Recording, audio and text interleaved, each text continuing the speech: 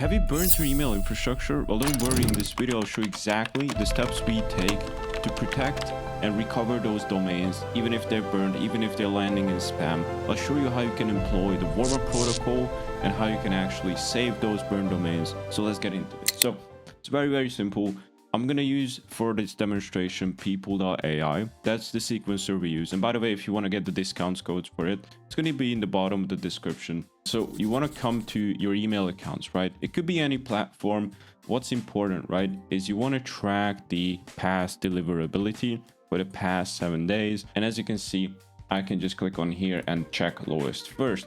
Why would I want to do this? Well, obviously because I want to see the lowest performing inboxes. So if I click on this, it's going to show me exactly the warm-up statistics. As you can see, from August 20th to 26th, there was no issues with this inbox, but something happened on 27th and there was a little bit of an issue, right? But now, like the past couple days, seems to be doing fine. But the problem is 90% is landing in the inbox and 10% are going straight to spam. So we don't want to do this. I'm going to go to the next one. As you can see, this one is even worse. So right around like an 80% health score. So what we do, and it's super duper simple, is first of all, just diagnose like how many inboxes you have. Let me just show like a 100 inboxes at a time. There is more. What we generally do is we look for inboxes that have a score of 95 and below. Why this number? Well, because this is sort of the average that fluctuates, right? Like between 95 and 100, that's perfectly fine. That is normal. But if it's below this number, you want to employ the warm-up protocol. So let me show you how to do it. So first of all, again, just find the amount of domains and inboxes that are effective. I have 150 and I'm still seeing some. Let me put it on 250. I'm still seeing some. Let me put this on 500.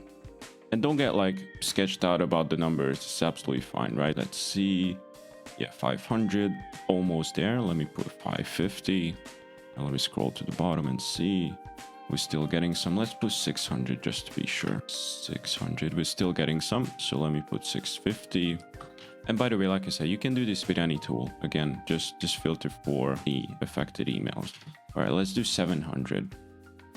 And do we still get some? Yes, we do. But I think this is fine. Let me just go to the next page and see how many there are still. There is, yeah, there's about like 50 more. So we can do 750. And let me just go to the first page. So if I scroll down, the bottom ones are fine. So I wouldn't touch these. So what I'm going to do is I'm going to select this whole page. And I'm just going to remove these because we don't need these, right? Because they're 95%. So we have about 741 inboxes. So what you want to do, and here's the strategy, right? You want to click bulk actions. You want to assign a tag and you want to create a tag. I already have it created, but you could just create a tag and name it Warmup protocol. You can name it whatever you want. Warmup protocol. And I like to color it red just so I can like distinguish it. You save it. I'm not going to save it because we already have it. And then once you have it, you can just apply it. And then we can just take these tags and put some extra warm-up settings on these. So just wait for a second to load. And once it does, we can just come here, select warm-up protocol, and it's going to give us the 741 emails that are effective. So we can select all of these and then click bulk actions and click edit settings. So there's two ways you can go about this, and I'll show you what I do and what I recommend. Number one, it is vital that you're not sending cold emails from this, or at least like many cold emails. And the reason is because these emails are landing in spam most likely, and that's a problem. There's two ways you can go about this. Is number one, you go to the actual campaign and you remove them, but that's just tedious, right? Because you're like batch 3, batch 1, batch 4, batch 1. They're all over the place. I have no way to like influence like which of the inboxes got affected. If I just keep on scrolling, it's 1, 2, 3 batches are all over the place. What I like to do is, again, just click edit settings.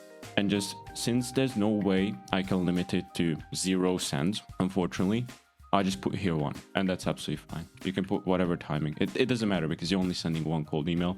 So you're still sending 1 cold email, and like 90% is going to be like the warm-up. Or if you want to like be fully secure, just remove each inbox from the campaign. But like I said, that just takes like way too much time. I really don't think it's worth it, especially at this scale, right? As you can see, like 741 inboxes.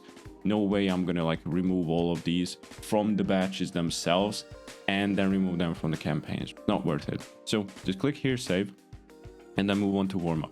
So what you want to do here is, since we're talking about Outlook, we don't want to send more than 2,000 emails per tenant per day. It still applies to Outlook. So for example, because on one tenant we have 100 inboxes, each sending 5 cold and 5 warm. So that's 10 emails a day times 100.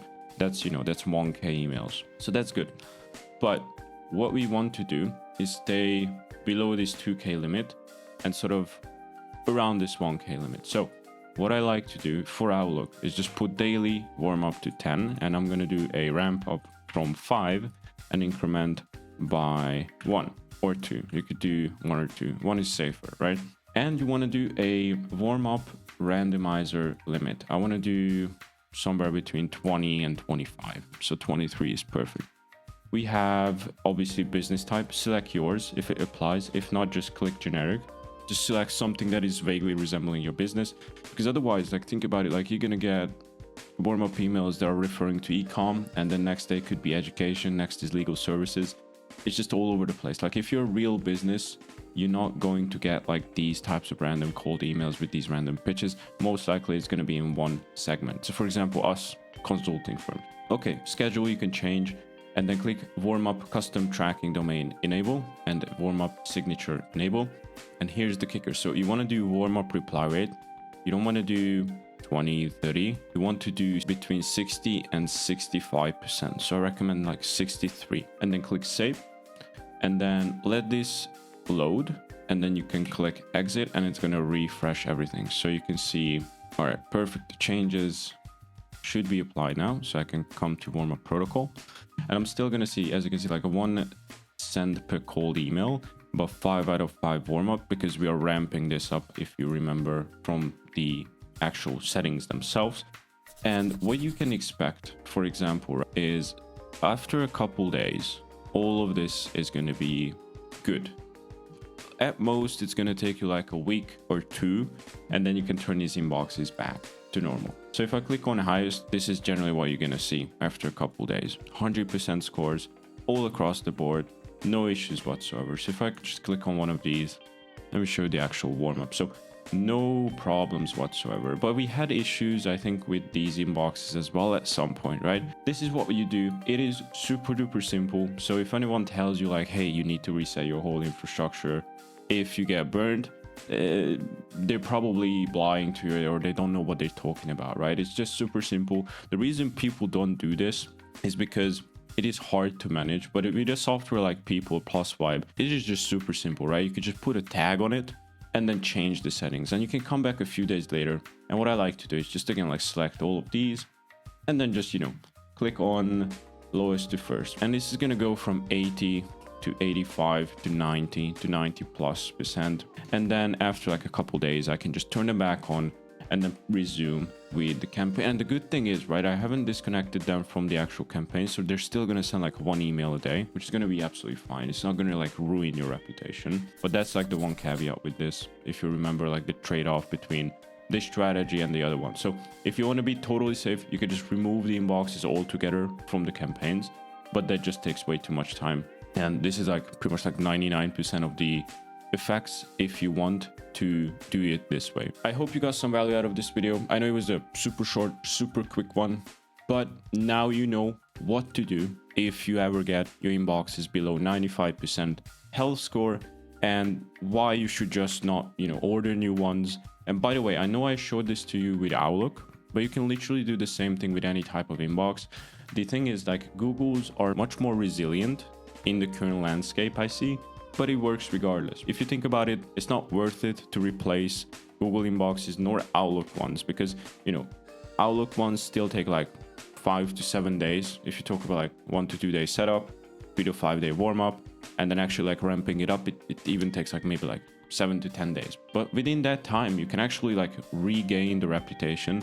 And same is worse for Google, because Google takes like 2 weeks to actually just warm up, plus the setting up time. And by then you can easily regain their reputation. So if you take anything away from this video, just make sure if all your inboxes seems to be cooked, just do this one thing, give it a go for a couple days. If you don't see a difference, just leave it up for a couple more days. And I can guarantee you after a week or two, they're going to be back to normal.